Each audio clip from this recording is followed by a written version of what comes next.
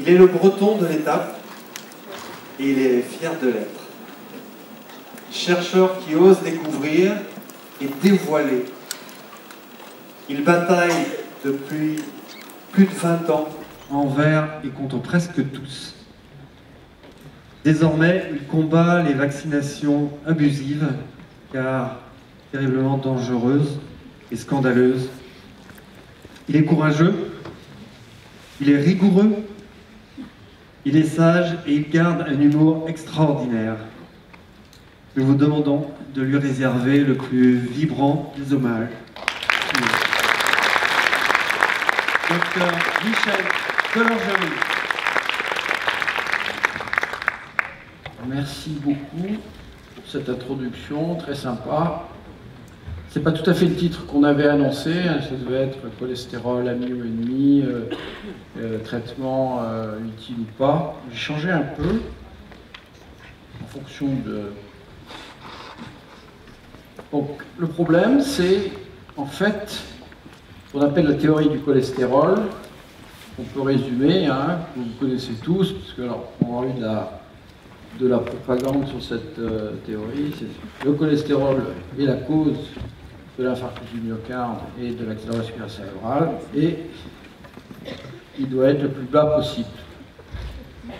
Ah oui, ça, c'est pas pour le lire en détail, hein, mais c'est l'American Heart Association en 2018. On est aux États-Unis, c'est l'équivalent de la Société française de cardiologie. Et voilà ce qu'ils nous disent. D'abord, ils nous parlent ici. Est-ce que vous voyez la flèche, là, que je bouge? Oui. Très bien. Voilà. Alors, vous voyez, ici, ils nous parlent du cholestérol. Et puis, ici, en bas, là, l'autre flèche verte, ils nous parlent des LDL. Vous voyez, déjà, là, la confusion arrive parce que le cholestérol, c'est une protéine, c'est une molécule. Et les LDL, c'est une énorme macromolécule. Donc mélanger, mettre dans le même un pied d'égalité ces deux types de substances, c'est déjà un peu suspect. Le deuxième point, vous voyez, c'est que ces collègues américains vous disent qu'il y a 56 millions d'Américains adultes de plus de 40 ans qui sont éligibles selon. Vous voyez, c'est un marché donc considérable. Ça ne doit pas être laissé entre les mains de n'importe qui. Donc c'est quelque chose qui est, comment dire, aussi bien par les académies, les sociétés savantes, les gouvernements, les mutuelles, les assurances, c'est quelque chose qui est très très encadré. Et puis vous voyez, il nous parle d'un bad cholestérol. Et puis le mauvais, donc, hein, ce qu'on appelle nous en français le mauvais, par comparaison au bon. Je ne sais pas s'il y a déjà des gens qui m'ont entendu parler de ça, mais il n'y a pas le bon, le méchant, la brute, le truand, oui, et puis pourquoi pas Blanche-Neige. C'est pour un scientifique, des classifications comme ça, ça n'a pas de sens. Alors j'essaie d'expliquer pourquoi, mais je pense que... Et puis, vous voyez, la théorie, c'est que, ils le disent, vous voyez, pour ceux qui ne parlent pas l'anglais, hein, why there is no ideal target blood level, ça veut dire, bien qu'il n'y ait pas de niveau idéal, nous reconnaissons que, en principe, le plus bas, c'est le mieux. Alors là, en médecine, avec ce que ça représente, je vais vous montrer ce que ça représente, dire des choses pareilles. Vous voyez, pour des dizaines de millions d'Américains, 7 millions de Français, 11 millions d'Allemands, traiter les gens sur des principes aussi fragiles, c'est pas sérieux. Alors maintenant, le plus bas, c'est le mieux, où le cholestérol bloque les artères, bouche, bloque c'est en anglais, bouche les artères. En fait, c'est une question qui n'est pas aussi simple qu'il y paraît. Comment démontre-t-on, dans les sciences médicales, une relation de causalité? Je donne un médicament, j'ai un bénéfice. Ou je donne un médicament, j'ai un inconvénient, un effet adverse. C'est valable pour toute la médecine, que ce soit des médicaments ou des vaccins. Comment procède-t-on pour être presque sûr? En science, on n'est jamais sûr. On exprime d'ailleurs toujours nos résultats en termes de probabilité. C'est vrai qu'en médecine, il faut prendre des décisions à un moment donné. Il faut essayer de prendre des décisions sur une base scientifique solide, robuste. Alors, si diminuer le cholestérol avec un médicament, ça sauve des vies, cette relation de causalité qui indique immédiatement que le cholestérol, s'il est élevé, il bouge les artères, comment on fait? Si vous voulez m'interrompre, pas de problème. Hein, il y a quelqu'un qui s'énerve, ça m'arrive. Alors, je veux bien être interrompu et puis répondre à une question. Il faut que la question soit sérieuse. Alors, comment on fait pour démontrer une relation de causalité? C'est en médecine le problème principal. Pendant 50 ans, les vendeurs de cigarettes ont pu dire c'est pas le tabac qui est responsable de l'infarctus ou du cancer, vous n'avez pas de preuves, c'est juste une coïncidence si un fumeur fait un infarctus. Et il n'y avait rien à dire contre ça. Parce qu'on n'avait pas de démonstration de causalité. Pour démontrer une causalité en médecine, il faut faire une expérience. Il faut faire un essai clinique. Prendre une population où on sait quel est le risque, tirer au sort. D'un côté, on donne le médicament, ou une intervention thérapeutique, quelle qu'elle soit. De l'autre côté, on donne un placebo. Comme il y a eu tirage au sort, les deux groupes sont équivalents, presque identiques. Plus l'échantillon est grand, plus on est proche de l'identité. Et puis, s'il se passe quelque chose pendant l'étude, comme la seule différence, c'est le traitement versus le placebo, s'il y a une différence entre les deux groupes, alors on peut dire la cause de cette différence, c'est le traitement. Nous n'avons pas d'autre moyen pour démontrer une causalité. Alors vous voyez que pour démontrer un bénéfice, la loi nous permet de faire ce genre d'expérience. Pour démontrer un effet adverse, une complication, la loi ne nous permet pas de faire de telles expériences. Que ce soit pour un médicament anticholestérol ou un vaccin, je n'ai pas le droit, par exemple, de demander à des parents de me confier un bébé, je lui injecte un vaccin, à d'autres j'injecte un placebo, et je regarde s'il y a des complications ou pas. Je ne sais pas si vous allez confier vos enfants, vos petits-enfants à des expérimentateurs pareils, et la loi l'interdit. Parce que dans toute expérience clinique, on doit avoir un bénéfice espéré. Je teste un médicament qui est susceptible de baisser par le cholestérol le risque d'infarctus, j'espère un bénéfice. Par contre, si je veux chercher une complication, je n'ai pas le droit de le faire. Et toutes les polémiques autour, par exemple, des médicaments anticholestérol, et ça ressemble beaucoup à la polémique autour des vaccins, tournent autour de cette question. Je n'ai pas de données solides pour affirmer avec force que tel vaccin me donne telle complication.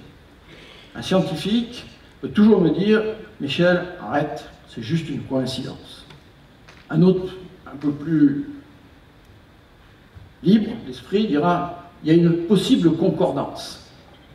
De la même manière que l'industrie du tabac disait « non, vous n'avez pas démontré la causalité ». Vous voyez la source des polémiques. Alors c'est vrai pour les médicaments anti-cholestérol. La seule manière de démontrer la théorie du cholestérol, c'était de faire des essais cliniques et de démontrer qu'en baissant le cholestérol, on diminuait le risque d'infarctus ou d'accident vasculaire cérébral. Évidemment, ceux qui ont des molécules susceptibles de baisser le cholestérol et en même temps le risque d'infarctus, ce sont les industriels. Et comme un essai clinique, ça coûte très très cher, seuls les industriels sont susceptibles de faire des essais cliniques. C'est la même chose pour les vaccins. Donc, les expérimentations pour démontrer une causalité, ou pour vérifier une théorie en médecine, sur la base des essais cliniques, c'est la seule façon qu'on ait de faire, alors ça passe par des industriels. Et nous, chercheurs, on n'a pas accès aux données brutes des essais cliniques conduits par les industriels. On n'y a pas accès parce que c'est un secret industriel. Je ne sais pas ce qui se passe dans les essais cliniques conduits par les industriels.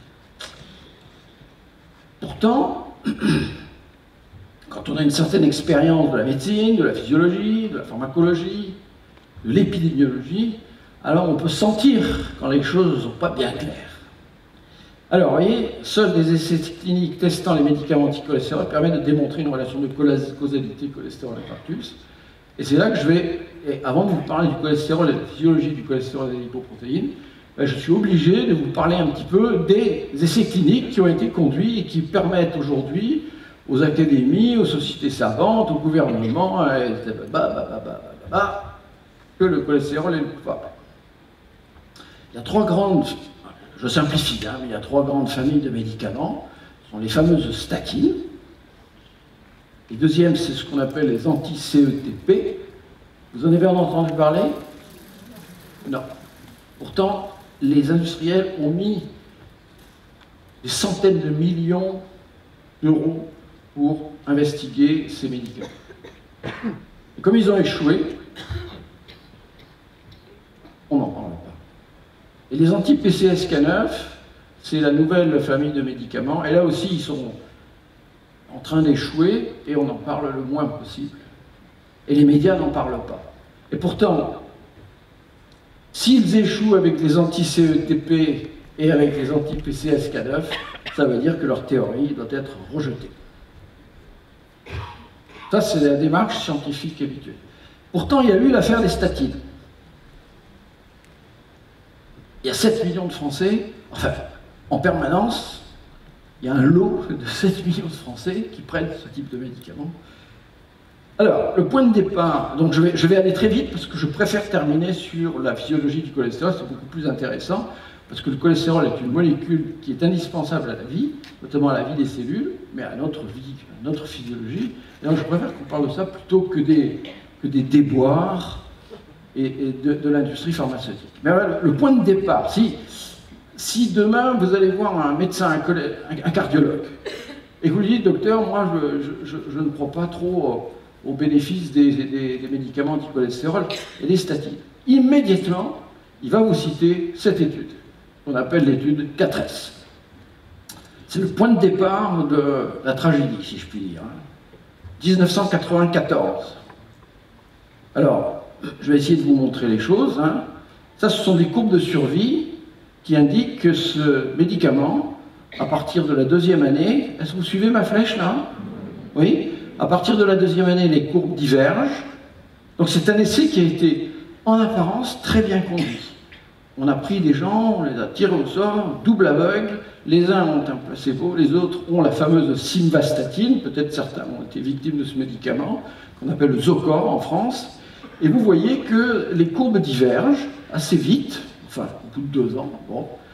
Et si je regarde ici les décès, vous voyez les causes de décès sur le tableau de droite, alors je vois qu'il y a une différence significative entre ceux qui reçoivent le placebo, 189 décès, et ceux qui reçoivent le médicament, vous voyez, c'est à côté, 111. Alors ça, c'est une démonstration apparemment solide qu'en diminuant le cholestérol avec ce médicament, on a sauvé des vies. Donc ça renforce considérablement. Alors vous voyez, c'est en termes de probabilité, il y a des intervalles de confiance, etc. Mais comme aucune expérience faite par des scientifiques, aussi bons soient-ils, sont parfaites, là on a quand même un argument solide. 10 ans ça a duré. 10 ans où mes collègues et moi-même, qui étions dans le doute, mais on n'avait rien à dire contre cette étude 4S. 10 ans ont passé jusqu'au jour où, voilà, c'est ce qu'on appelle l'affaire du Vioxx. Ça vous dit quelque chose? Alors, le Vioxx, c'est l'histoire épouvantable. Le Vioxx, c'est une super aspirine qui ne fait pas mal à l'estomac. Alors, quand ils ont eu ce médicament, ils ont pensé qu'ils avaient trouvé le truc idéal pour être anti-inflammatoire et antidouleur. Sauf que son mécanisme, il ressemble beaucoup à celui de l'aspirine et de l'ibuprofène, et nous, on savait très bien que le Vioxx, il ne pouvait pas avoir aucune complication. Et comme c'était donné comme antalgique, ils ont donné des fortes doses. Et évidemment, ils ont eu des complications. Mais ils ont caché. Et c'est vraiment quelque chose qui a frappé tout le monde médical, c'est que des industriels et des investigateurs étaient capables de mentir. Mentir, cacher. Dès qu'il y a eu des petites alertes, ils ont menacé les gens qui donnaient l'alerte. Et l'affaire du Vioxx, c'est quelque chose... Aux États-Unis, alors pour vous donner une idée de l'ambiance, aux États-Unis, c'est 20 à 25 000 morts, ce qui est énorme. Parce qu'il y a tous ceux qui ont eu des infarctus et des accidents vasculaires cérébraux qui n'en sont pas morts. En France, 0.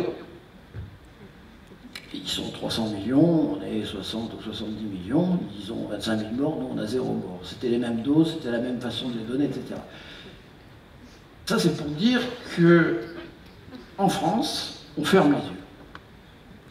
Les médecins ont fermé les yeux, l'État a fermé les yeux, mais les familles ont fermé les yeux. Aucune plainte. Aux États-Unis, c'était la tragédie pour l'industrie pharmaceutique. Pour nous, scientifiques, c'était une bonne leçon, si je puis dire, parce qu'on s'est rendu compte qu'on s'était fait berner avec l'histoire. Parce que le Vioxx, l'industriel en question, c'est Merck, mais Pfizer avait exactement le même médicament qui s'appelait différemment, et 4S, c'est Merck. Vous savez, ils sont quand même dans le même immeuble, dans le même couloir, les investigateurs qui gèrent tout ça.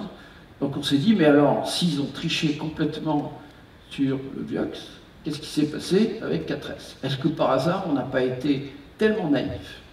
Alors on est retourné sur les lieux, juste pour vous montrer que, encore en 2018, ça s'agite terriblement, notamment aux États-Unis.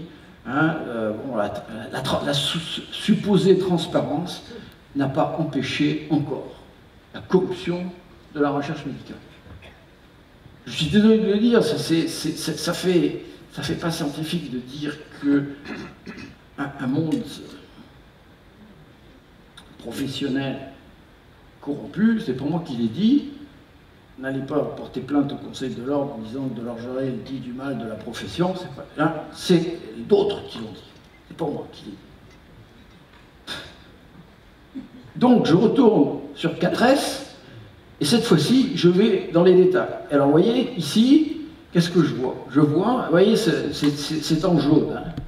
Closely, c'est-à-dire le scientifique qui est censé être en charge de l'étude, il travaille de manière très intime avec les moniteurs de Merck. Donc, c'est évident, en voyant ça, je découvre, et je n'avais pas fait attention, que, en fait, l'étude est menée dans tous les hôpitaux où on a recruté des patients par des employés de l'industriel. Mais il y a pire, vous voyez, c'est que toutes les analyses statistiques, ils le disent, vous voyez, à l'époque, eux-mêmes sont naïfs, c'est-à-dire ils ne pensent pas que... Je ne dis pas qu'ils ne pensent pas qu'ils font mal, mais ils le disent. Voilà, et ils le disent, vous voyez, data analysis, Timothy Cook, Merck Research Laboratory. C'est-à-dire toutes les analyses statistiques, toute la validation des bases de données ont été faites par des employés de Merck. Ça, évidemment, c'est même pas un conflit d'intérêts, c'est pire. C'est comme si le capitaine de l'équipe de foot A était l'arbitre du match entre l'équipe A et l'équipe B. Ça ne se fait pas, c'est d'ailleurs désormais interdit. Hein? Donc vous pouvez lire avec moi, l'essai 4S tel qu'il fut conduit dans les années 90 ne serait pas possible aujourd'hui. Moi j'en tire immédiatement la conséquence que 4S c'est poubelle. On n'a pas le droit aujourd'hui, on n'aurait pas dû avoir le droit autrefois. Les investigateurs auraient dû être totalement indépendants du sponsor, comme c'est exigé aujourd'hui, à la suite de l'affaire du Vioxx. Aucune étude dans les 25 années suivantes, testant une autre statine que la simvastatine, n'a jamais reproduit le miracle de 4S, c'est-à-dire une différence dans la mortalité.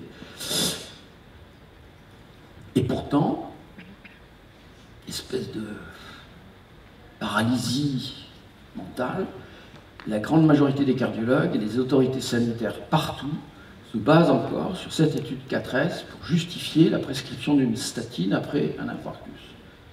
Non seulement ils justifient, mais dans les unités coronariennes, en France, si les cardiologues ne donnent pas une statine à la sortie de l'hôpital, on punit.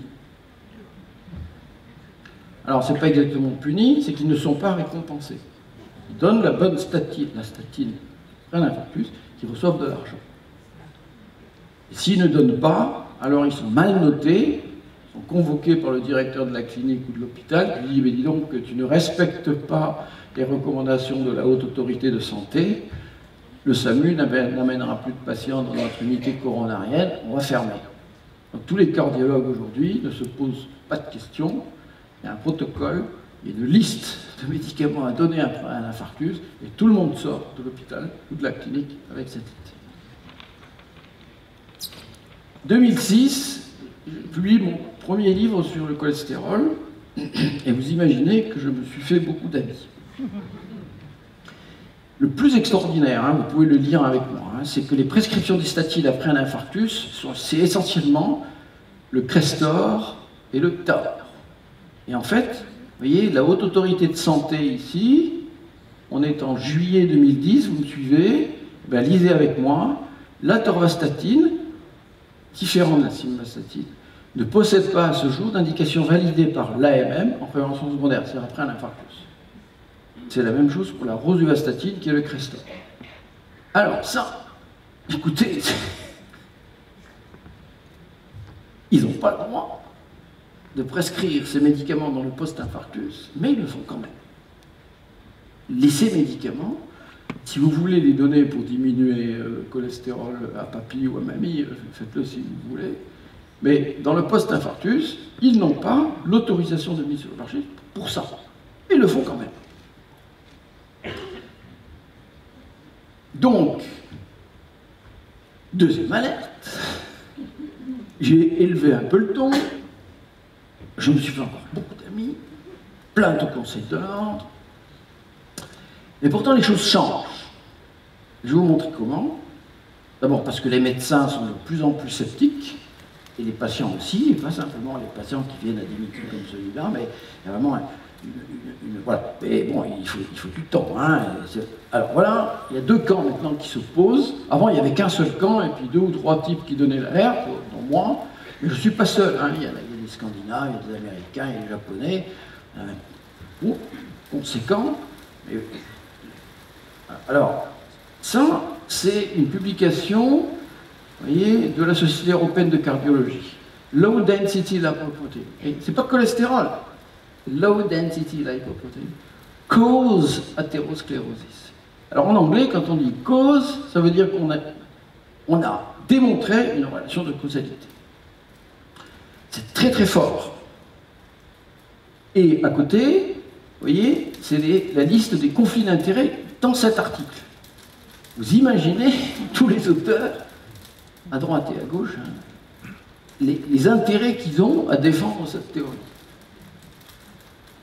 C'est fascinant. Et alors, l'autre camp, bon, alors, avant de passer à l'autre camp, il faut savoir que pour s'exprimer, merci de nous donner l'opportunité de nous exprimer, parce que, imaginez-vous que 95, voire 98% des médias appartiennent à l'industrie pharmaceutique et à leurs comparses, et ils ne nous permettent pas de nous exprimer. Est interdit. C'est comme faire de la contre-publicité pour un marché. Voilà. Et donc, quand vous proposez un article en disant, faisant une critique de ce que... Mais je vais vous montrer pourquoi on est critique. Eh bien, c'est bloqué.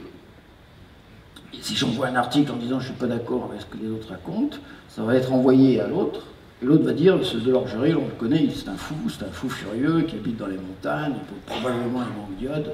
Donc, bof, c'est fini. Je mange du poisson, hein. J'ai mon iode, j'ai mon sélénium, j'ai tout ce qu'il faut. Parce que je mange du poisson breton. Voilà. Et donc, il n'y a pas de discussion possible entre les deux camps. Alors, je vous ai présenté un camp, c'est grosso modo tous les universitaires, les académies, les gouvernements, les agences de... Hein, et puis l'autre camp, par moment, arrive à s'exprimer. Alors vous voyez, ça c'est... Alors nous, évidemment, on est un peu dans l'ironie, hein, mais hein, ce qu'on dit, LDL does not cause cardiovascular disease. Et ce sont... Mais la différence entre les deux affirmations, c'est que là, il y a les déclarations d'intérêt, et nous, on a zéro conflit d'intérêt. On n'est pas lié à l'industrie des... Si je vous demande maintenant, vous avez deux groupes qui s'opposent, les uns qui sont payés pour dire que le cholestérol est coupable, et d'autres qui disent que le cholestérol est innocent, mais ils ne sont pas du tout payés, vous allez plutôt pencher de quel côté? C'est assez évident, hein, non, mais bon. Alors maintenant, on regarde les données. Alors vous voyez, cette année, si vous êtes anglophone et que vous avez une certaine culture scientifique, je vous recommande, parce que cette année, pour nous, l'autre camp, ça a été une grande année, si je puis dire. On a publié 3 articles très importants. Donc celui dont je viens de vous parler, le premier, là, LDL-C, c'est pas le cholestérol, c'est l'hypoprotéine. C'est très important, la nuance. Bon. Et puis il y a un deuxième papier, oui, qui est sorti le 17 janvier, hein, où on décrit tous les effets adverses des médicaments anticholestérol et notamment des statines, ce qui n'avait pas été fait jusqu'à présent. Et c'est dans une très grande revue de médecine, PLOS ONE. Et pourquoi on est arrivé à passer entre les mailles du filet? Ben, vous voyez, parce que c'est un commentaire. C'est-à-dire l'un de nous, Diamond, notre copain américain, David, il a été invité à faire une revue, parce que les temps changent. Même les éditeurs de cette revue internationale sentent qu'il y a quelque chose qui ne va pas, ils veulent quand même garder leur clientèle, et donc ils commencent à bouger. Et donc ils invitent notre copain américain à être référé, c'est-à-dire arbitre, concernant un article qui dit que du bien sur les statines. Enfin, qui ne dit pas vraiment du bien, mais peu importe. Et donc l'autre, le copain américain, dit « Moi, je ne veux pas ça ». Alors discussion, 1 mois, 2 mois, 3 mois, etc. Et puis finalement, on arrive à un arbitrage, si je puis dire. Ok, le copain laisse passer l'article des autres, mais il obtient la publication de cet article-là de nous. C'est comme ça, par une espèce de chantage, qu'on arrive à passer une information majeure. Mais bon, c'est un papier facile à écrire, c'est une revue de toutes les données d'observation ou de pharmacovigilance rapportant les effets adverses des statines. Et le troisième papier était encore plus important, et vous voyez qu'on l'a publié dans un journal qui s'appelle Medical Hypothesis. Pourquoi? Eh bien parce que ça concerne ce qu'on appelle les hypercholestérolémies familiales. C'est un très mauvais mot pour expliquer quelque chose qui n'est pas forcément une maladie. On devrait dire les hyperlipoprotéinémies familiales. Mais il y a certaines familles où, de génération en génération, on se refile le risque d'infarctus. Et dans ces familles, on peut aussi se refiler, si je puis dire, de génération en génération, des mutations de certains gènes qui, lorsqu'ils s'expriment, donnent une élévation des LDL cholestérol, des lipoprotéines. Ce n'est pas forcément ça qui est la cause de l'infarctus, mais comme c'est associé à un moment donné, alors les gens ont dit, ceux qui croient que le cholestérol est le coupable, alors ils ont dit, dans les hypercholestérolémies familiales, qu'on ne devrait pas appeler hypercholestérolémie, mais hyperlipoprotéinémie. Vous me suivez là? Ouais. Et bien nous, on a montré que, en fait, si vous baissez le cholestérol chez ces patients qui ont des hypercholestérolémies familiales, mais qu'on devrait appeler des hyperlipoprotéinémies, ça ne marche pas. Vous ne diminuez pas le risque. Pourquoi? Simplement, on le montre simplement dans cet article, c'est parce que quand vous faites passer le mistigris, si je puis dire, de génération en génération, c'est-à-dire les gènes qui provoquent une augmentation des LDL, en fait, vous faites passer aussi des anomalies de la coagulation. Et dans certaines familles, ils ont le risque d'infarctus, ils ont les LDL élevés, mais ils ont aussi la coagulation anormale. Et c'est cette coagulation anormale, et non pas l'élévation du cholestérol, qui leur provoque l'infarctus. Mais vous pouvez avoir exactement les mêmes anomalies de la coagulation chez des gens qui n'ont pas les gènes mutés et qui augmentent les lipoprotéines. Ça va? Alors ça, cette façon de voir les choses, ça rejoint un peu votre théorie de Einstein disant si on pense toujours de la même manière, plus de raison d'aboutir à autre chose.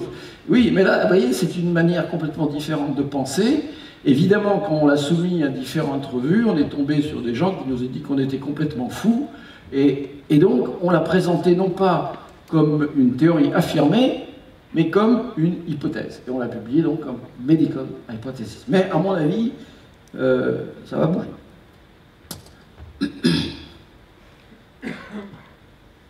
Cela dit, dans les sciences médicales,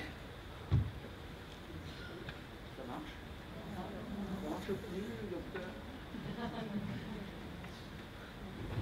Et là non plus, ça marche plus. Vous m'entendez?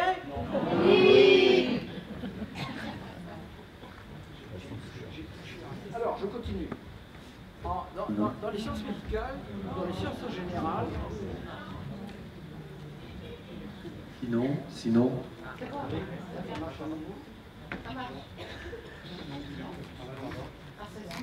Merci. Alors là, vous m'entendez? Oui. Alors, dans les sciences médicales, on ne peut pas se contenter d'accuser les autres. Vous entendez là? Là? Et maintenant? Non. Et maintenant? Allô? Oui. Allô? Oui. Alors très bien. Donc je vous rends celui-là. Voilà. Alors dans les sciences médicales, il y a quelque chose de pénible, c'est de devoir accuser les autres d'être des gens corrompus. En fait, c'est plus compliqué que ça.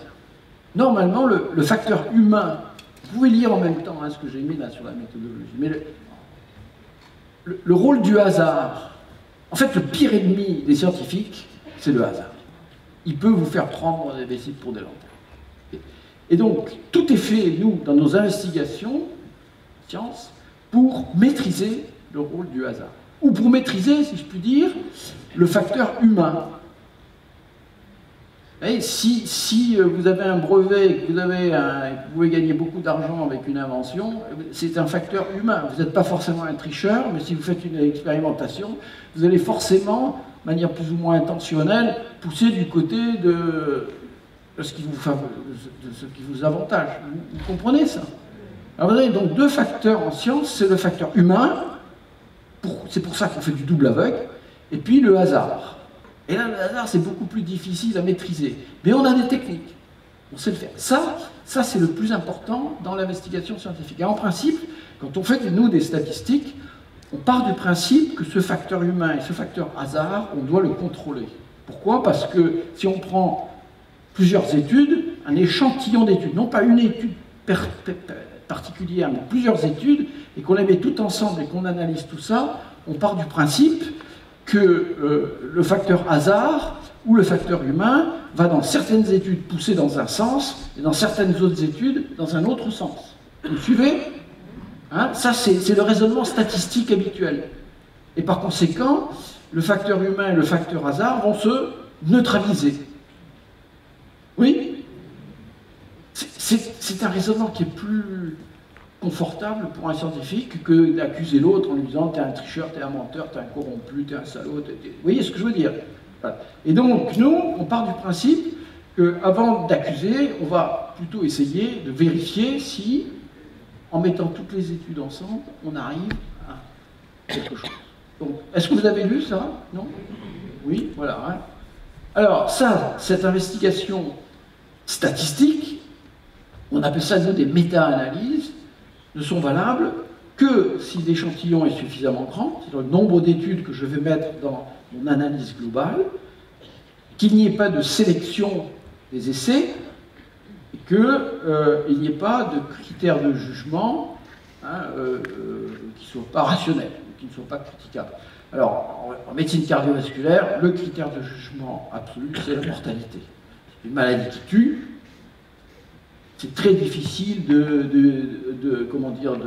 se laisser influencer par le hasard sur un critère comme la mortalité. C'est pourquoi? Parce que c'est certificat de décès, date de décès, cause de décès. Quelqu'un qui va bidouiller là-dedans, vous voyez, c'est tellement facile de vérifier. Et depuis l'affaire du Vioxx, il y a de nouvelles réglementations. Et si vous trichez dans un essai clinique, vous risquez gros. Donc depuis l'affaire du Vioxx, grosso modo depuis 2004-2005, nouvelle réglementation, les investigateurs sont beaucoup plus prudents, ils font très très attention. Il y a des domaines où ils sont restés dans des trucs complètement archaïques, ils n'ont pas encore compris. Ça risque de mal tourner pour eux à un moment ou à un autre, et voilà, par exemple dans le domaine des vaccins, ils n'ont toujours pas compris. Ça va mal tourner, ça va mal finir, bon. Voilà, donc il faut regarder un critère de jugement qui ne soit pas critiquable. Donc je reprends l'autre camp qui nous dit que les low density lipoproteins causent athérosclérose. D'accord? C'est le papier de tout à l'heure. Bon, je passe parce que voilà. Et voilà le genre d'image qu'on nous montre. Vous voyez? Alors ça, c'est une méta-analyse puisque chaque point est une étude. Et vous voyez que ça s'aligne. Ici, c'est le cholestérol. Alors, c'est le LDL qui dit, je vais revenir là-dessus. C'est le LDL. Hein, et plus il est haut, plus le risque est élevé, parce qu'en ordonnée, là, c'est le risque. Bon, je ne rentre pas dans les détails avec le rouge, le bleu, etc., pour simplifier. Mais vous voyez qu'il y a une droite. Alors, cette droite, ça signifie qu'il y a une association étroite entre le niveau de cholestérol et le risque. Et c'est pas les seuls, vous voyez, ça c'est, bon, tout à l'heure c'était la Société Européenne de Cardiologie, ça ici c'est l'American College of Cardiology, donc ils raisonnent tous un peu de la même manière. Mais vous voyez, dans les deux cas, le nombre de points est quand même limité par rapport au total d'études que l'on pourrait inclure dans ces analyses. Autrement dit, il y a une sélection. Et si nous, on fait le même travail, bon, aussi regardez, hein, pour le même, vous voyez, il y a quelque chose qui jette le doute, c'est que j'ai mis cette flèche rouge sur le graphique des copains américains. Pourquoi? Ben parce que pour le même niveau de cholestérol ici, vous voyez la flèche, hein, est-ce que c'est là? Eh bien, le risque peut être complètement différent. Hein. Vous voyez, ici vous êtes à 40, et ici en bas vous êtes à 10. C'est-à-dire que pour un même niveau de cholestérol, vous avez un risque qui est 4 fois supérieur dans certaines études par rapport à d'autres. Oui, mais il y a un autre problème, hein, c'est que, j'ai repris le graphe de tout à l'heure, vous voyez que l'étude 4S, par exemple, elle est là, mais elle est aussi ici. Bon, alors pour un statisticien, ça c'est inacceptable. Pourquoi? Parce que quand on fait des analyses, on appelle ça des analyses de variance, eh bien chaque point doit être indépendant de tous les autres. Donc ça, et alors vous voyez, ils nous mettent une droite, et quand on met une droite et qu'on est un scientifique sérieux, hein, une droite, c'est, bon, vous vous souvenez un peu de vos années de collège, c'est une équation, y égale à x plus b, le petit a c'est la pente de la courbe, ok, et puis donc il y a une probabilité que c'est statistiquement significatif ou pas. Là ils ne le mettent pas. Pourquoi ils ne le mettent pas? Parce que ce n'est pas une véritable analyse scientifique. Et j'ai vu aucune critique d'aucune société de cardiologie. Ce n'est pas de la science. Ça, c'est ce qu'on appelle de la représentation. Je n'ai pas dit propagande, je n'ai pas dit désinformation, mais c'est une forme d'illustration de données qui ne sont que des représentations. On ne peut pas baser des traitements sur des millions de gens avec des données pareilles.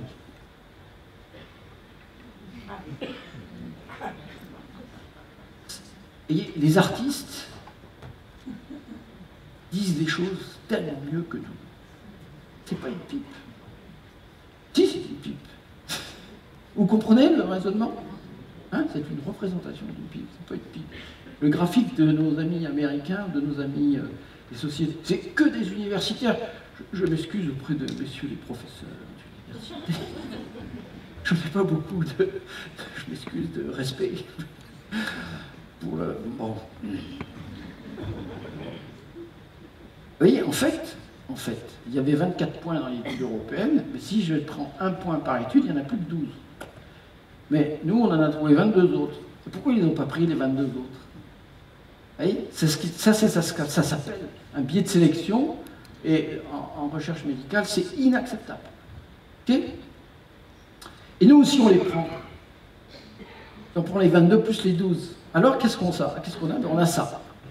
Et qu'est-ce que ça vous évoque, ça? Ben, il n'y a plus de droite. Ou la droite est horizontale, ou c'est un nuage de points. Et quand il y a un nuage de points comme ça, vous voyez, bah, ça veut dire qu'il n'y a pas de relation entre, ici, on a fait comme eux, le LDL, et puis ici, alors on est plus sérieux, hein, on a pris le ARR. ARR, vous voyez, c'est très important, c'est Absolute Risk Reduction. Par rapport à Relative Risk Reduction. J'explique en 2 mots parce que c'est amusant. Eux, ils utilisent un risque relatif. Qu'est-ce que ça veut dire? Ça veut dire, je vais vous donner un exemple. Soit une étude où j'ai 2 groupes de 100 patients. Ouais. Je les suis pendant 1 année. D'un côté, il y a un médicament, de l'autre côté, il y a un placebo. Okay. Pendant cette année-là, il y a 2 morts dans le groupe qui reçoit le placebo, et il y a 1 mort dans le groupe qui reçoit le médicament. 2 contre 1 égale 50% de réduction du risque. Vous pouvez l'exprimer comme ça. Oui. Mais si je l'exprime en risque absolu, ARR, alors je suis passé de 2% à 1%, et la réduction du risque est de 1%. Vous voyez, il ne faut pas demander à nos universitaires de faire des raisonnements aussi compliqués. C'est comme ça qu'ils travaillent. Et alors, quand je dis ça à des collègues cardiologues, ils me regardent avec des yeux comme ça, c'est compliqué tout ça, qu'est-ce que tu nous racontes là? Eh bien oui, mais tant que tu ne mettras pas tes résultats en termes de ARR, je ne regarde pas tes résultats. Et si on travaille bien, comme là, alors, il n'y a plus de causalité. C'est pire, hein, bon, je vais passer, mais parce que, en fait, quand on travaille bien, on retrouve une petite tendance, en prenant uniquement les 12 essais des collègues, et si on prend les 22 qu'ils ont oubliés entre guillemets, alors la relation est inverse. On dit s'ils les ont enlevés, c'est parce que ça les gênait. Mais c'est difficile de rester amical avec des méthodes d'investigation pareilles. Et comme il n'y a pas de discussion possible, parce que ce que je vous dis là, moi, je veux bien le dire devant une académie, devant la Société française de cardiologie, mais non, ils ne veulent pas discuter. Ce n'est pas possible de discuter. C'est comme avec les vaccins. Pas de discussion. Comme dit la ministre, la récréation est finie. Vous vous mettez en rang et en silence. Alors, évidemment, moi, j'ai une morale, puis vu mon âge, je m'en fous un peu des plaintes du Conseil de l'Ordre. Voilà, j'en ai écrit un troisième, où j'explique un peu la physiologie du cholestérol. Voilà. Sauf que tout ça, c'était un raisonnement sur une classe de médicaments, les statines. Donc on peut dire là maintenant que les statines ne servent à rien, ne diminuent pas. Quand on donne un médicament en cardiologie, on a deux objectifs principaux. Premièrement, augmenter la survie, diminuer la mortalité. Et deuxièmement, que la qualité de vie gagnée soit bonne. Si vous prétendez augmenter la survie, mais que les gens sont encore plus malades, c'est intéressant. Donc les deux critères importants, c'est la mortalité et la qualité de vie. Alors je vais vous montrer qu'est-ce que c'est la qualité de vie avec les statines, catastrophe. Et c'est un raisonnement sur les statines. Donc je peux en partie rejeter la théorie du cholestérol. Les statines diminuent le cholestérol, ça n'a pas d'effet sur le risque cardiovasculaire, quand on analyse sérieusement.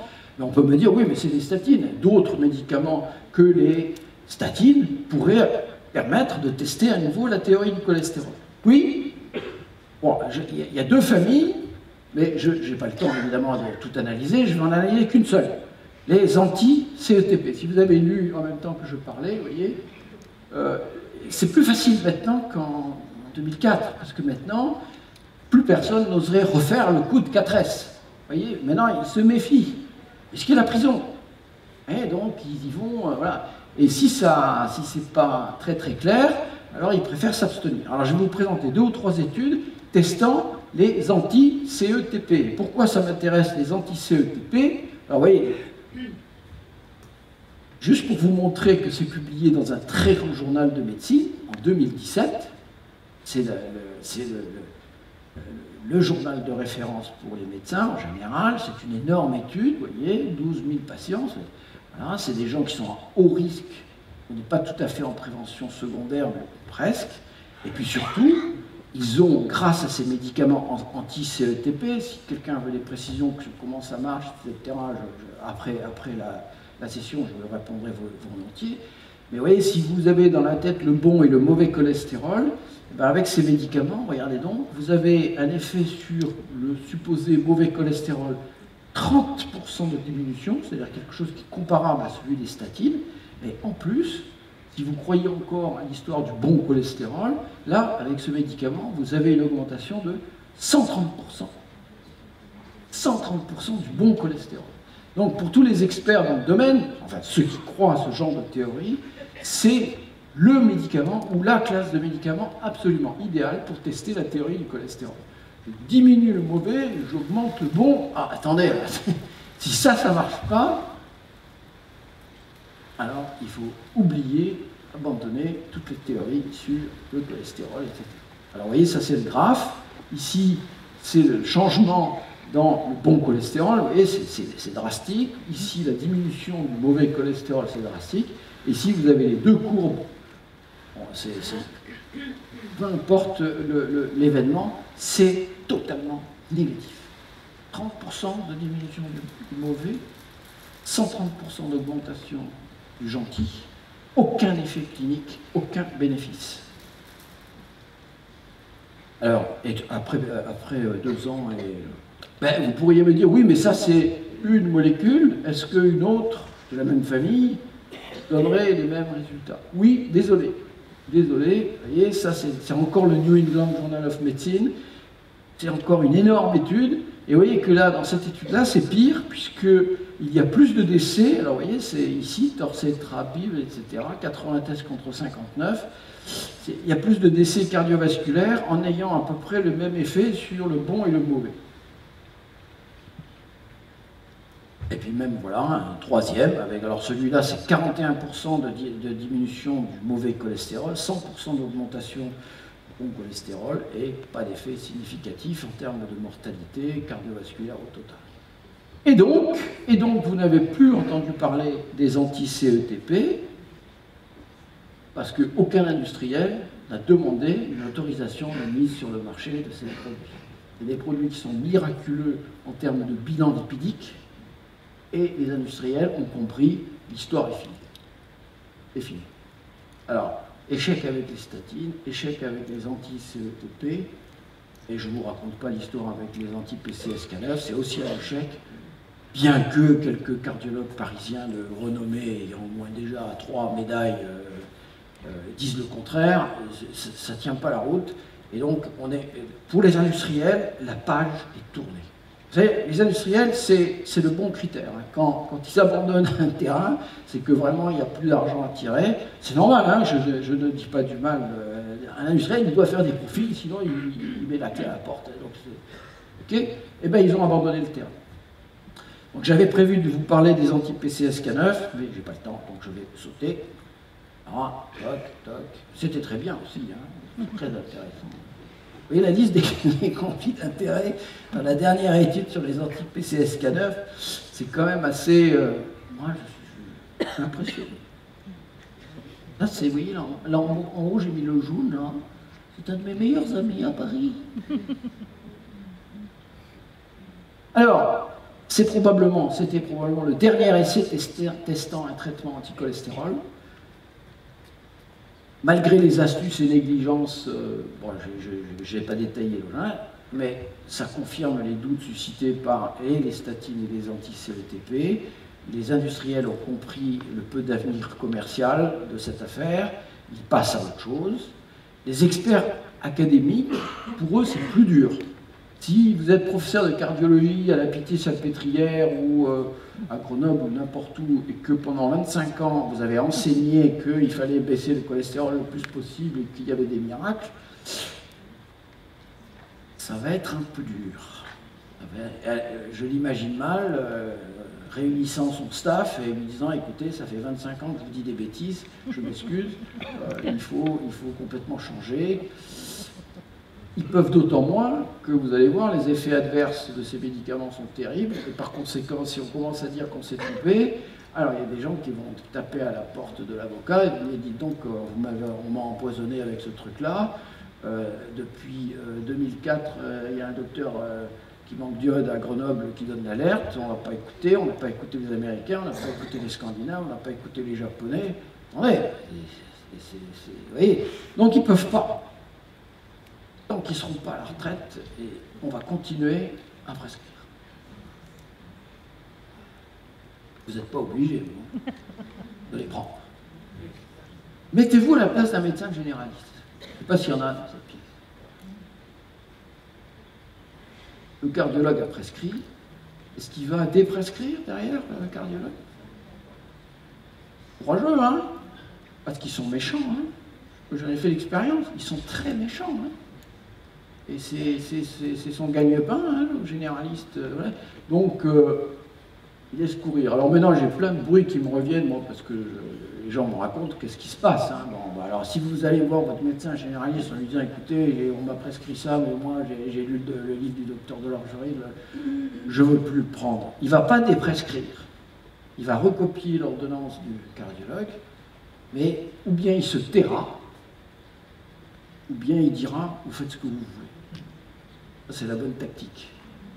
Avec les vaccins, on ne peut pas. C'est pour vous dire qu'on est en train de gagner, mais dans ce genre de problématique, il n'y a pas de miracle. Vous voyez, un professeur à l'université, le chef de service, il ne va pas aller dire « ça fait 30 ans que je dis des bêtises ». D'autant plus, parce que ça m'est revenu, j'ai eu une plainte des 5 cardiologues de Grenoble qui ont porté plainte contre moi. Je n'ai rien fait de plus que dire ça et l'écrire, ils ont porté plainte. Et alors, lors des discussions, j'ai compris pourquoi ils ont porté plainte en 2017. J'ai compris pourquoi ils prenaient la rage. C'est parce que dans leur propre service, les gens contestent. Jusqu'au brancardier. L'aide-soignante. Eh ben maintenant, avec Internet, les gens, ils vont partout, ils regardent. Un brancardier, c'est pas... comme disait, je ne sais plus qui, on a tous les mêmes neurones. Hein. Alors, et les étudiants en médecine. Première année de médecine, maintenant, à la Pitié-Salpêtrière à Paris, le biochimiste dit le cholestérol est innocent, donner des médicaments anti-cholestérol, c'est absurde. Donc, vous voyez, alors, ils sont en première année, je ne sais pas comment c'était l'année dernière. Et ça va monter progressivement. Ça va donner des conflits. Ah, je ne sais pas qu'est-ce que ça va donner. Bon, on ne va pas s'ennuyer.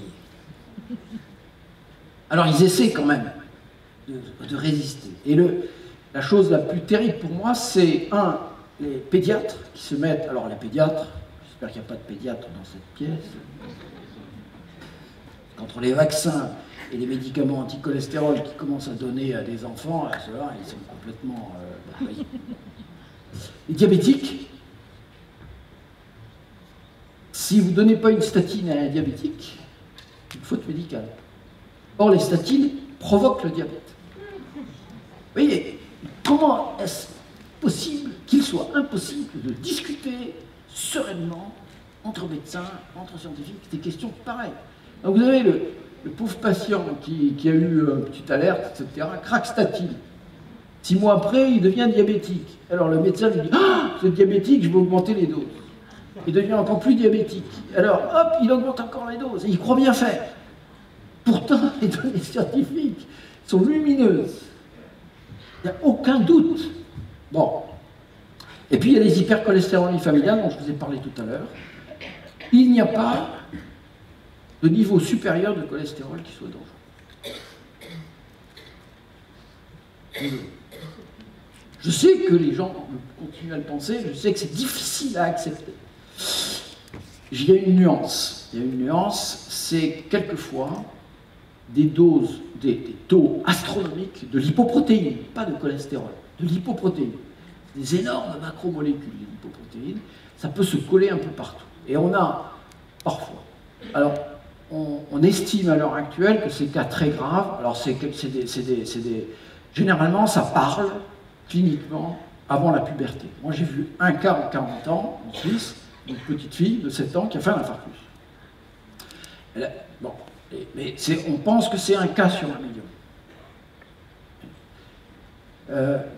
C'était une homozygote, comme on dit, c'est-à-dire qu'elle avait vraiment des mutations, et ça c'est des choses qu'il faut prendre au sérieux, mais c'est une médecine tellement exceptionnelle que c'est même pas la peine d'en parler. Alors, il y a des hétérozygotes qui peuvent avoir des taux très élevés de lipoprotéines, et comme on ne sait pas mesurer les lipoprotéines dans le sang, on mesure le cholestérol à la place des lipoprotéines. Mais en fait, c'est les lipoprotéines qui sont dangereuses, c'est pas le cholestérol. C'est comme si, je sais pas moi, vous voyez une tête d'épingle, c'est le cholestérol, et un ballon de foot, c'est la lipoprotéine. Et c'est totalement différent en termes de volume. Une lipoprotéine, ça contient des protéines, ça contient des systèmes enzymatiques. Pourquoi on a des lipoprotéines? Ben, c'est pour transporter tout ce qui est lipide. Le sang, c'est de l'eau. Vous mettez du gras dans de l'eau, ça ne marche pas. Alors, on a inventé un truc, c'est les lipoprotéines, pour transporter tout le gras. Mais tout le gras, c'est le cholestérol, les acides gras, les phospholipides, les vitamines liposolubles, tout ce qui est gras, plus toutes sortes de systèmes enzymatiques qui vont avec. Ce sont des très bonnes défenses immunitaires, les lipoprotéines. Parce que certains virus viennent se coller aux lipoprotéines et la lipoprotéine la prend. Et comme vous savez, un virus, pour survivre, il faut qu'il se multiplie. Pour qu'il se multiplie, il doit parasiter le système, l'ADN de la cellule qu'il parasite. Il n'y a pas d'ADN dans une lipoprotéine. Donc quand la lipoprotéine prend le virus, elle le neutralise, il y a même des systèmes dedans pour tuer le virus. Plus vous avez des lipoprotéines, plus vous êtes protégé contre les virus. C'est très très bien démontré. Si vous vous vaccinez contre la grippe, vous voulez, ne prenez pas une statine en même temps. Et pourtant, si vous allez dans les EHPAD, ils ont 80, 85, 90 ans, ils ont la statine et le vaccin. C'est absurde.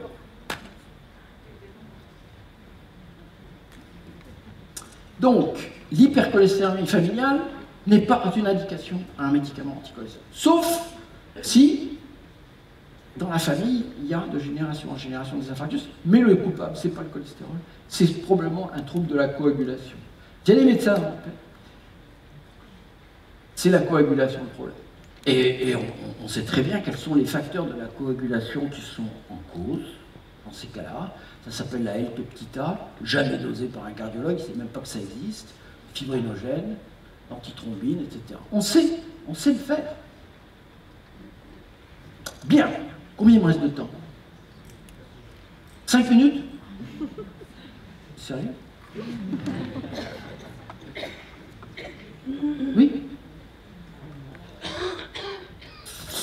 Et en fait, je ne veux pas faire de la publicité pour mes éditeurs, mais en fait, on sait bien qu'est-ce que c'est qu'un infarctus et qu'un AVC. Ça ne passe pas par le cholestérol. Maintenant, il y a des travaux dans tous les sens. Voilà. Ce sont des maladies du mode de vie. Et si vous modifiez votre mode de vie, vous vous protégez.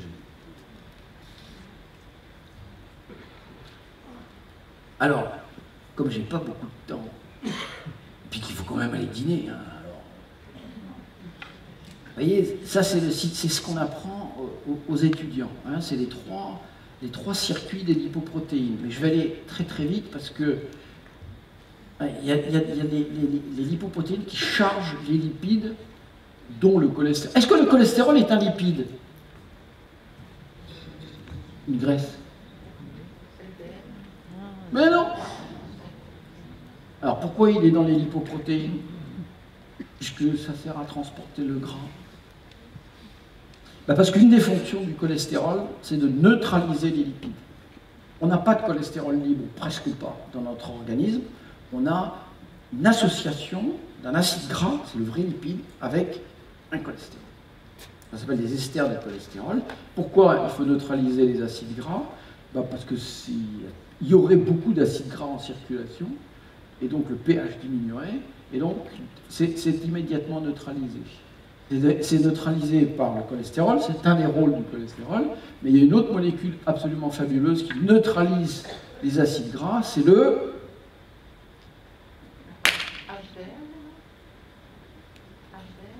Comment vous dites? Non, HDL, c'est pas une molécule, c'est une macromolécule.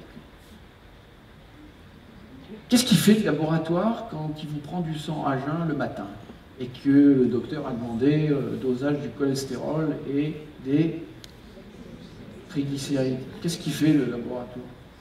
Il utilise une lipase, coupe le glycérol des 3 acides gras qu'il transporte, mesure le glycérol, c'est facile à mesurer. Pour le cholestérol, c'est la même chose. Lipase, j'enlève l'acide gras, je mesure le cholestérol. Et vous voyez que quand il mesure les triglycérides, en fait, il mesure le glycérol. C'est une molécule qui ne sert à rien, sauf à neutraliser les acides gras. On en fabrique autant qu'on veut, etc. Et vous voyez que c'est pour ça que le dosage des triglycérides, on ne devrait même plus le faire. Parce que ce qui est important dans les triglycérides, c'est les 3 acides gras, c'est pas le glycérol. Les acides gras, oméga 3, oméga 6, c'est saturé, l'oméga 9, c'est l'oméga 5, l'oméga 7, blablabla et blablabla. Ça c'est très très important pour la prévention des maladies cardiovasculaires. C'est ça le nœud du problème. C'est pas le glycérol. Ça sert à rien de mesurer le glycérol. Quand vous mesurez les triglycérides, en fait, vous mesurez le glycérol. Et donc, Si vous voulez, le circuit des lipoprotéines que vous voyez là, c'est comme le métro parisien. Hein, on part de la station, en bas c'est les chylomicrons, c'est des lipoprotéines, et qui se chargent dans les intestins. De tous les lipides qu'on a mangés. Circulent, à chaque station, il y a des gens qui descendent. On livre, si je puis dire, les lipides dont ont besoin les cellules, à chaque station. Sauf que ça, c'est quand on a mangé. Et alors, quand on n'a pas mangé, quand on est à jeun, qu'est-ce qui se passe? C'est à gauche. C'est le foie qui fabrique des lipoprotéines, qui les charge en lipides, en vitamines liposolubles, en phospholipides, en tout ce que vous voulez, hein, tout ce qui sert aux cellules. Et ça repart en circulation. C'est encore un tramway ou un métro. À chaque station, hop, on livre. C'est indispensable. Par exemple, le cœur, le principal aliment du cœur, c'est quoi? Pour qu'il contracte. 60 à 70 fois par minute. C'est un travail énorme. C'est l'acide palmitique. Donc un acide gras. Oui? Donc il faut le livrer là. Puis ça fonctionne la nuit aussi, même quand vous êtes à jeun. Donc ces lipoprotéines là, à gauche, sont absolument fondamentales pour livrer. Oui, mais on vit. On fait du sport, on boit de l'alcool, on abîme nos cellules. Et on relargue des lipides abîmés. Qui est-ce qui fait le boulot de ramener tout ça au foie pour qu'il l'élimine dans la bile? Les HDL. C'est quand même extraordinaire. Écoutez, j'en reviens pas. Je m'y habitue pas. On appelle bon cholestérol, mauvais cholestérol, les lipoprotéines qui apportent les bons lipides aux cellules pour qu'elles survivent. Et on appelle bon cholestérol les lipoprotéines qui ramassent tous les déchets des cellules pour les ramener. Oui. C'est comme si, je ne sais pas moi, la livraison, c'était pas bon, et puis les poubelles, c'est bien. Bah, ouais, si vous trouvez votre repas dans les poubelles, oui. Évidemment, une théorie pareille, mais comment ça a pu persister aussi longtemps? C'est fascinant. Voilà, alors, je prends 2 minutes de plus. Hein. Donc, il ne faut pas confondre lipoprotéines et cholestérol. On ne mesure pas les lipoprotéines. On peut, un laboratoire de recherche, on le fait. Des électrophorèses, c'est compliqué, ça coûte cher, on ne le fait pas, on mesure le cholestérol. Mais pourtant, ils vous parlent des lipoprotéines. Hein, ils vous disent toujours LDL, Low Density Lipoprotein, HDL, High Density Lipoprotein. Bon, je passe sur les acides gras, bien que ce soit très intéressant. Hein, l'année prochaine, je viendrai vous parler de ça. Voilà. Alors, Donc, c'est pas bon d'avoir un cholestérol trop haut. Et s'il est trop bas, quand on vous parle d'hypercholestérolémie familiale d'origine génétique, est-ce que c'est une anomalie du métabolisme du cholestérol que l'on décrit? Non, c'est une anomalie du métabolisme des lipoprotéines. C'est le LDL récepteur qui est anormal, ou c'est une apoprotéine, en général l'ApoB, qui est une grosse protéine qui se trouve sur les LDL, qui est aussi anormale. Comme ça fonctionne mal parce qu'on a des mutations, alors les LDL restent en circulation. Ce qui n'est pas si mal.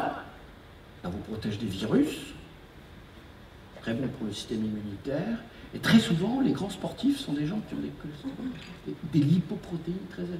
Et oui, parce que ça circule bien, et comme ils ont besoin de beaucoup de nutriments pour faire du sport, c'est différent pour le cerveau. Par contre, il y a des anomalies du métabolisme du cholestérol d'origine génétique.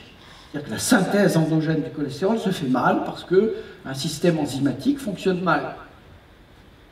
C'est ça les vraies pathologies génétiques du cholestérol. Je ne parle plus des lipoprotéines, je parle du cholestérol, la molécule cholestérol. Bon, maintenant, je vais aller très très vite, mais il faut tout attraper, là, hein, au passage. Donc, là, je vais très vite. Premier message, le cholestérol est absolument indispensable aux membranes des cellules. Les membranes des cellules, c'est des mosaïques fluides, comme on dit, hein, c'est comme des bulles de savon. Mais pour que ça fonctionne un peu, il faut des zones rigides. On appelle ça des lipid rafts, des radeaux lipidiques. C'est là où s'accrochent les câbles qui rendent la cellule à peu près, qui donnent, on va dire comme ça, qui donnent une architecture à la cellule. Et c'est là aussi qu'il y a les récepteurs pour les hormones, c'est là aussi qu'il y a les canaux, où passe le sodium, le calcium, etc., toutes sortes de ions. Il faut des zones rigides pour que ça fonctionne bien. Pas de cholestérol, c'est pas viable. La cellule n'est pas viable. Hein, c'est indispensable à la cellule. Je passe très vite. Bon, ne faisons pas la confusion entre une énorme macromolécule, la lipoprotéine, et le cholestérol. C'est pas une petite molécule, hein, c'est 27 carbones, mais quand même, c'est tout petit à côté d'une lipoprotéine.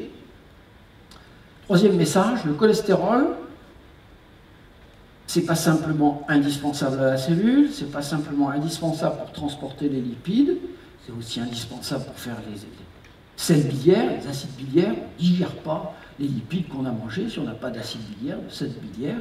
Et les sels biliaires, ce sont des descendants, si je puis dire, du cholestérol. Ils sont fabriqués à partir du cholestérol. Si vous allez trafiquer là-dedans, vous allez avoir des ennuis digestifs. Mais le pire, c'est que c'est autre chose. C'est que le cholestérol, il est le substrat, vous voyez, de 3 systèmes, l'aldostérone, cortisol, oestradiol. Au départ. Donc ça, l'aldostérone, c'est l'hormone essentielle de régulation du sodium. Vous avez des problèmes d'aldostérone, vous avez des problèmes de sodium. Et si on a des problèmes de sodium, on a des problèmes d'eau. Le volume d'eau que j'ai là est dépendant du sodium que j'ai là. C'est plus compliqué que ça, mais je simplifie. Le sodium, quand on donne des régimes sans sel, on est fou. Le sodium est indispensable. Tout notre système rénal et hormonal tend à retenir le sodium. Il faut en manger. Sauf si on est un peu malade. Ou si nos systèmes physiologiques vieillissent. Ça c'est autre chose. En vieillissant, tout s'abîme. Dans ma tête, hein, les cheveux, les muscles, tout fout le camp. Et le rein aussi. Et donc le métabolisme du sodium ne se fait pas très bien. Donc à ce moment-là, en prenant de l'âge, faire un peu attention. Un peu seulement, pas trop. À un moment donné, les cardiologues étaient très très stricts, et puis ils ont fini par comprendre que ça servait à rien, que c'était même contre-productif. Donc sur le sodium, maintenant, c'est plutôt le silence. Aldostérone, cholestérol. Cortisol, c'est l'hormone du stress. Alors, stress, on dit toujours, le stress, ça provoque l'infarctus. Oui, peut-être, mais si vous n'êtes pas un petit peu stressé pour traverser la rue, hein, vous êtes un peu trop lent, là, comme un parkinsonien. Mais dans le règne animal, si vous n'êtes pas stressé, vous ne survivez pas. Pourquoi? Si vous êtes une proie, il faut s'enfuir. Et si vous êtes le prédateur, il faut attraper la proie. Pas de stress, mangez pas. Ou vous ne survivez pas. La survie de l'espèce dépend des hormones du stress. Et encore pire, c'est les hormones sexuelles. Pas d'hormones sexuelles, pas de reproduction. Donc la survie de l'espèce, vous voyez, le cholestérol tellement important. 3 systèmes métaboliques endocriniens qui déterminent la survie de l'espèce. Il faut être complètement fou pour aller là-dedans. Vous voyez, pour aller... Et on le fait. Je passe très vite. Le cholestérol est aussi à l'origine de on a parlé de la vitamine D, hein, le cholestérol, pas tout à fait le cholestérol, l'étape avant la synthèse finale du cholestérol, et le substrat pour fabriquer la vitamine D. C'est compliqué la vitamine D, je passe. Vous voyez que c'est un système compliqué. Hein, si on part d'en haut là, c'est-il quoi? Pour arriver au cholestérol ici, et je vais aller très très vite maintenant. Et puis quand on... Voilà, la dernière étape là est assez compliquée. C'est pour ça que je vais la traiter juste un peu différemment, mais quand vous donnez des statines ici, c'est la première étape de la synthèse du cholestérol, et là vous voyez que vous perturbez le coenzyme Q10, l'EMA. Et pourquoi c'est pas bon ça? Eh bien parce que ces substances sont indispensables à la mitochondrie. C'est quoi la mitochondrie? C'est ce qui nous fabrique de l'énergie dans chaque cellule. Et en fabriquant de l'énergie dans chaque cellule, on fabrique une espèce radicalaire. Si vous n'avez pas une neutralisation immédiate des espèces radicalaires fabriquées dans la mitochondrie meurt. Donc le système antioxydant de la mitochondrie est absolument essentiel. Et bien malheureusement, vous voyez, ces deux substances, le coenzyme Q10 et l'MA, sont des descendants, enfin c'est pas tout à fait des descendants, mais ils appartiennent à la chaîne métabolique qui mène au cholestérol. Donc, bloquer la synthèse du cholestérol, bloquer la synthèse du coenzyme Q10 et de l'MA. C'est pas bon du tout, et c'est tellement évident que c'est pas bon. Combien de gens on voit qui ont mal aux muscles? Pourquoi les muscles? Pourquoi les tendons? Ben, simplement parce que c'est les muscles qui utilisent le plus les mitochondries. C'est dans le cœur. Mais le cœur est tellement protégé que ça n'a pas d'impact sur l'énergétique du cœur, les statines. Et les statines sont toxiques pour les muscles. Mais ça, c'est. Alors évidemment, ça, tout dépend des personnes, tout dépend de l'activité physique, tout dépend de l'activité musculaire, de l'âge, etc., de l'absorption de la statine que l'on donne, etc. Souvent, les médecins prescrivent et puis les gens reviennent et disent docteur, depuis que vous m'avez donné ça, j'ai mal. Bon, on va baisser, ou bien on change, on bricole, etc. À la fin, c'est toujours un peu la même chose. Oh là là, ça vous sauve la vie, donc. Voilà. Ou alors on fait croire aux gens qu'on leur donne une statine, mais en fait on leur donne les étinib, qui est encore pire. Donc, vous voyez, mais s'il y a quelque chose d'indiscutable, les scientifiques neutres estiment que c'est une personne sur deux qui a des symptômes musculaires ou ligamentaires, etc., à la prise de statine. Ça fait beaucoup, hein. Et puis je vais vous dire, hein, c'est des gens, ils ne sont pas bien. Hein. La qualité de vie, il y a des gens qui ont fait... Il y a des gens qui ont évalué l'effet des statines sur l'activité physique des jeunes gens. Parce que malheureusement, il y a des jeunes gens qui se font prescrire ces trucs-là.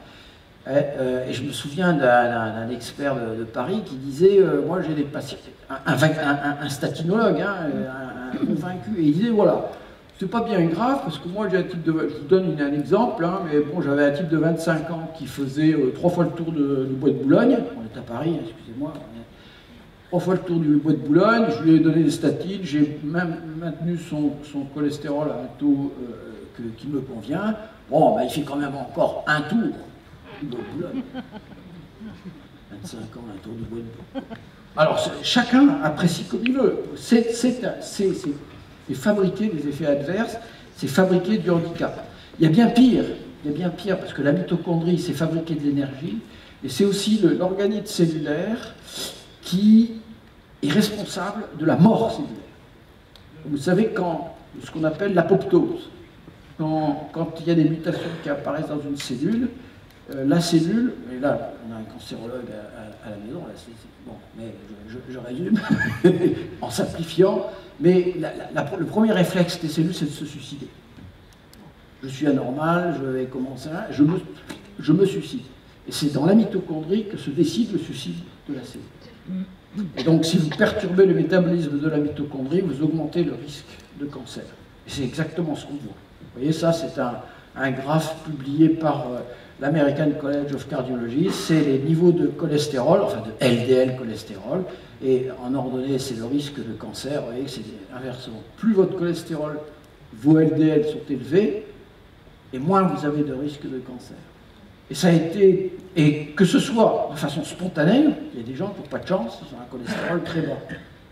Ils n'ont pas de chance, je le dis sans rigoler, c'est pas de peau. Voilà. Et puis il y a ceux qui ont le cholestérol bas parce qu'on leur a donné une statine. Et c'est tellement évident. Vous avez des études épidémiologiques, vous avez des essais cliniques qui reproduisent systématiquement ça, et c'est pourtant, vous voyez, ça c'est un papier publié dans le New England Journal of Medicine en 2008, hein, bon ben voilà, ils ont obtenu une diminution très nette du cholestérol, et puis ils ont plus de cancer, en 4 ans. 4 ans, ça va vite, hein. Alors, à mon avis, dans cette étude-là, la diminution du cholestérol n'a pas créé un nouveau cancer. Par contre, il y avait un cancer qui dormait quelque part, et puis, hop, ça l'a réveillé. Bon, et puis, la dernière étape, alors ça c'est un aspect aussi, je m'excuse, c'est encore un truc auquel je ne m'habitue pas. Vous voyez, ça c'est la dernière étape de la synthèse du cholestérol que je vous ai montré tout à l'heure, on va le reporter à côté.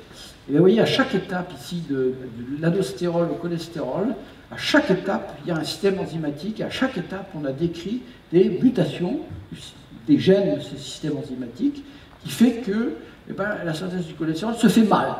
Et ça, c'est des enfants qui peuvent avoir des cholestérols, je ne parle plus des lipoprotéines, hein, dans les cellules, ça se passe dans la cellule, ça très bas. quelquefois, ce n'est pas tellement visible parce que beaucoup de laboratoires ne sont pas capables de faire la différence entre le 7-déhydrocholestérol ici et le cholestérol. Ils dosent tout en même temps avec leur système très simple, hein, qui est le moins cher possible. Ce qui fait que même si vous avez un blocage ici de la dernière étape, comme ils dosent aussi celui-là, hop, ça ne se voit pas. Ça, c'est le plus fréquent, c'est ce qu'on appelle le syndrome de Smith-Lemli-Opitz, SLOS. C'est absolument inconnu de l'Académie de médecine. C'est pourtant le plus fréquent des syndromes avec déficit en synthèse endogène du cholestérol, et c'est catastrophique. C'est parfaitement décrit dans la littérature, notamment américaine. Et c'est des enfants qui... Alors, évidemment, il y a les homozygotes, les hétérozygotes. Homozygotes, c'est pas viable. Les hétérozygotes, eux, ben voilà, il y a tous les degrés de malformation, mais il y a surtout donc des déficits, on va dire, neurocognitifs. Ça donne à peu près... ça ressemble beaucoup, d'ailleurs la tête des enfants ressemble beaucoup à ce qu'on appelle le syndrome fœtal alcoolique.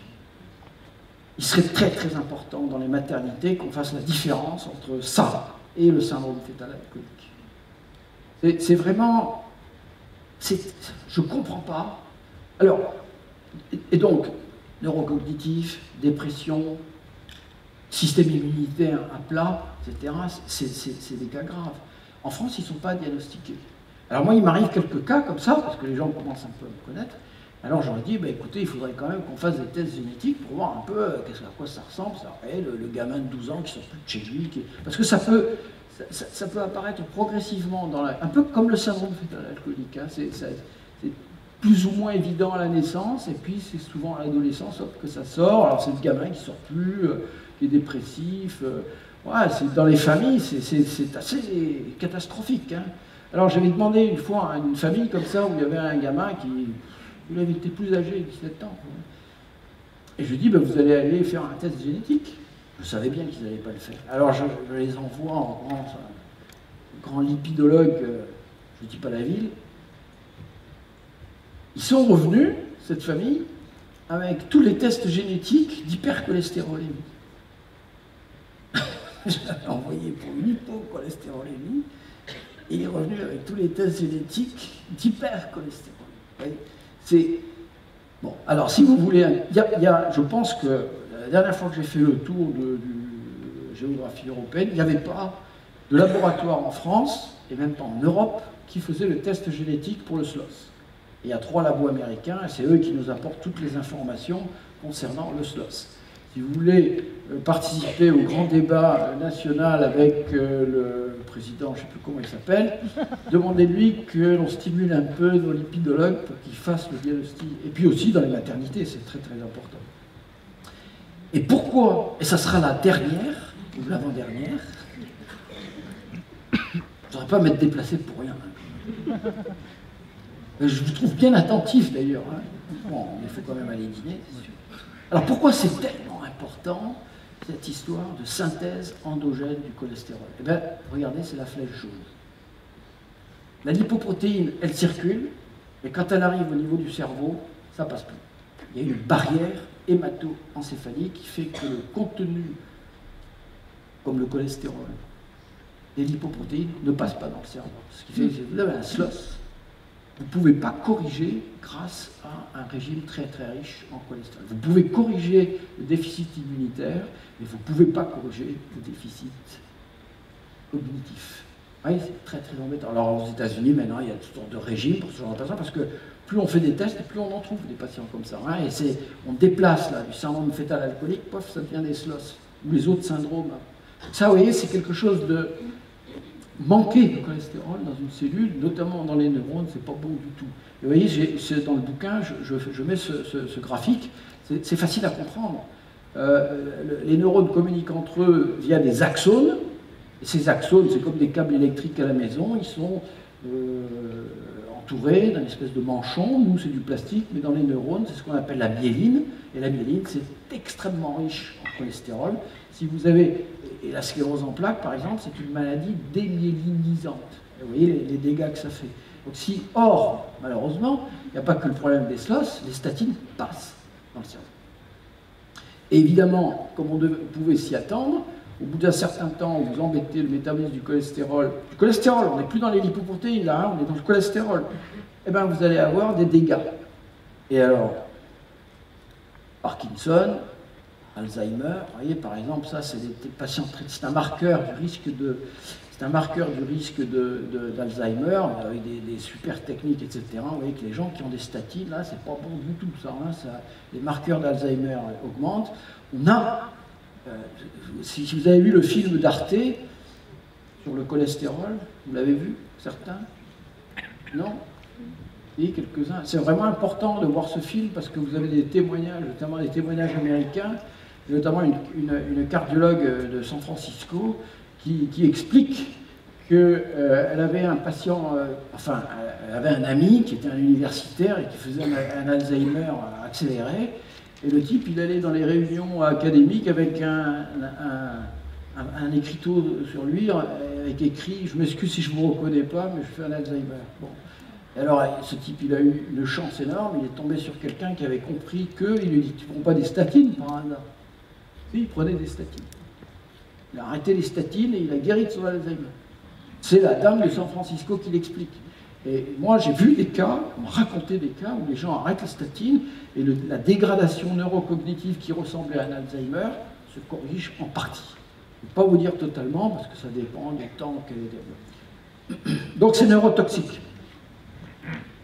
Mais c'est aussi pro-diabétique, diabétogène, je vais vous l'expliquer, mais c'est aussi néphrotoxique. Alors le diabète, ça c'est vraiment, c'est tellement bien documenté. C'est toxique pour l'œil, hein, statine, cataracte. Et on a l'impression que ça favorise aussi les DMLA. Tout ce que je vous dis là, hein, c'est que si vous avez quelqu'un dans votre famille, oui, ça y est, ils vont me virer. Si vous avez quelqu'un dans votre famille qui a des problèmes oculaires, ou qui commence un Parkinson, ou qui commence un Alzheimer, ayez le réflexe. Je devrais peut-être arrêter ta statine. Si vous avez un patient qui commence à avoir des problèmes rénaux, vérifiez qu'ils n'ont pas une statine. Vous pouvez vraiment lui sauver la vie. Donc et c'est tellement bien documenté, cataracte, le rein, kidney c'est le rein. Vous voyez, je pourrais en mettre d'autres, hein, c'est des articles publiés dans de très grandes revues. Conclusion.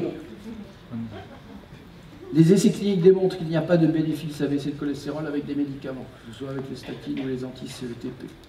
Les médicaments anti-cholestérol sont toxiques, très toxiques, en plus d'être inutiles.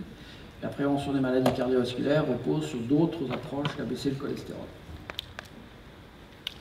Et si, par hasard, le 1 sur 1 million qui a une hypercholestérolémie terrible, etc., c'est pas avec des médicaments que vous allez lui rendre service, c'est en faisant des plasmaphéreses.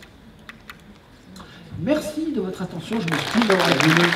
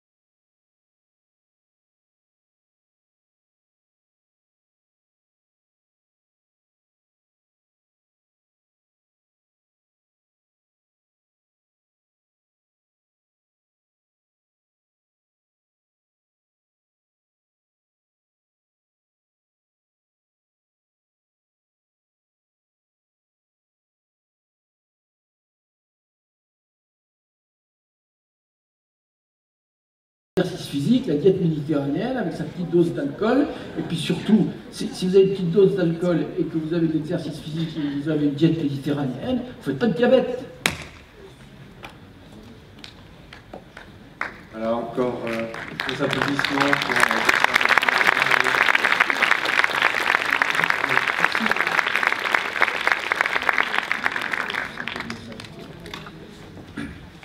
C'est auprès des meilleurs que l'on apprend. Et c'est pour ça aussi qu'on tenait justement à organiser cette journée. Journée très dense, vous l'avez vu, très dense en connaissances, très dense en thématiques. Et vous l'avez perçu immédiatement.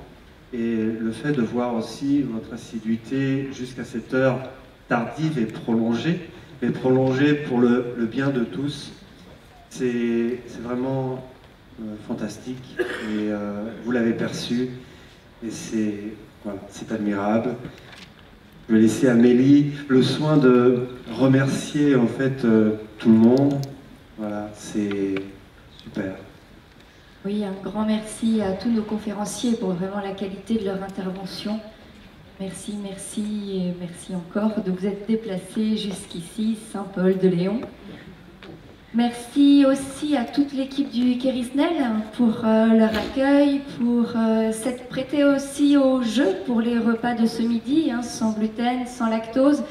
Ça ne fait pas partie de leurs habitudes et ils ont très bien joué le jeu, donc merci. Grâce à Amélie aussi, qui s'est impliquée dans le choix des repas, des ingrédients.